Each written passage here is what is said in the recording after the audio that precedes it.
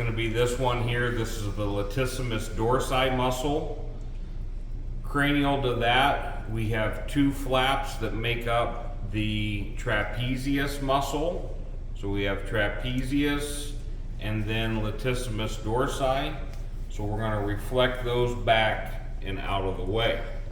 As we look on our front limb here, this one coming across kind of from up at the base of the head, it's going to come down and come in contact with the spine of the scapula. This is the omo transversaris. It runs at an angle from front to back.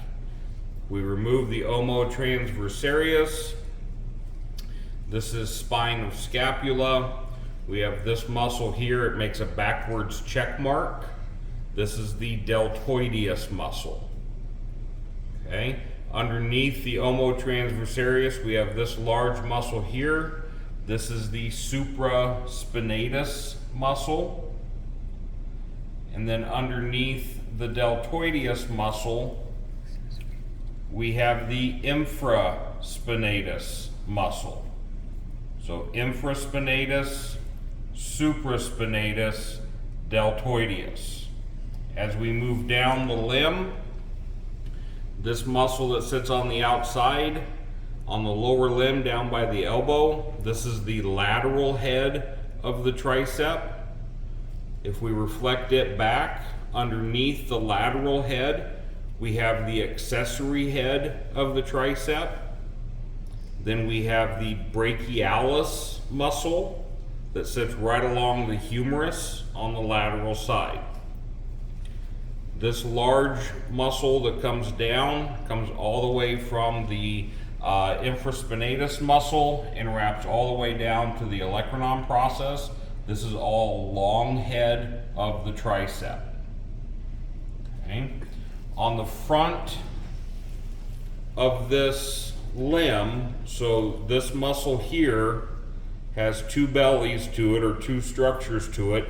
It's going to attach on the front side of the elbow. So from this line here, this is what we call the clavicular remnant, or the clavicular line.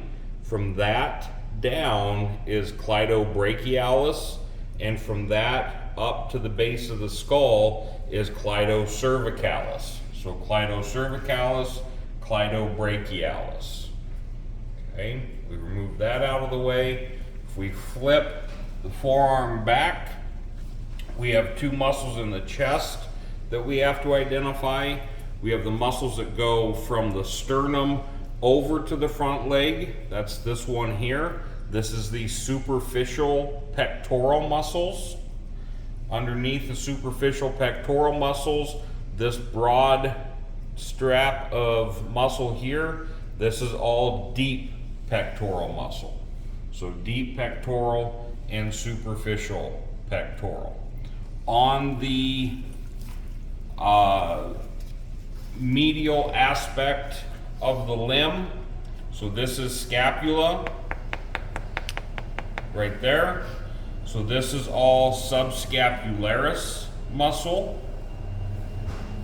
Then we come down, this muscle here is the biceps brachii. The biceps brachii sits on the medial side of the leg. The brachialis sits on the lateral side of the leg. So that's biceps brachii. Then we have medial head of the triceps. This is all long head of the triceps. We're just looking at it from the medial side of the leg. So if I put my fingers all the way around that tricep, you see long head of the tricep is all of this, but we can also see the long head of the tricep on the medial side of the leg. Okay? If we come down on top, make one incision here, on top of the radius and ulna, we have a vessel that we need to be aware of. And that is this vessel here, sliding out from underneath me. This vessel here, this is the cephalic vein, C-E-P-H-A-L-I-C.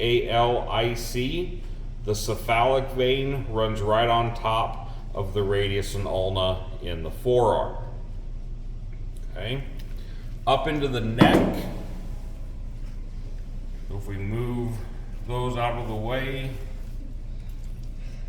up into the head and the neck of the dog, you can see we have dissected out this large muscle here. This is the masseter muscle. This is what is responsible for moving the jaw up and down, or moving the mandible up and down. If we move back from the masseter muscle, this next large gland, this is the mandibular salivary gland. Dorsal to the mandibular salivary gland, it kind of cups the vertical ear canal, which is right here. This Y piece of glandular tissue, this is the parotid, P-A-R-O-T-I-D. This is the parotid salivary gland. And just underneath the mandibular salivary gland, this little gland right there, that is the submandibular lymph node. Okay? And the reason that's important is we palpate that submandibular lymph node. Next semester, you're gonna be able to palpate this really, really easy. And everyone's like, oh my gosh, their lymph nodes are huge. No, you're palpating the mandibular salivary gland. Use that as a landmark, find it, now just come cranial or rostral just a little bit, and you'll find that mandibular salivary gland. Okay, then we come down into the two vessels and nerve of the neck. We have this large vessel here. This is the jugular vein. Okay. Then in the neck itself, deep, we have two structures. One is tied off, and that's going to be this one here. The one that's tied off, that is the carotid artery, C-A-R-O-T-I-D. Underneath the carotid artery, we have this thin white band. That is the vagus nerve, V-A-G-U-S. Okay? Those are the items that you need to be able to identify for the quiz and the test next week.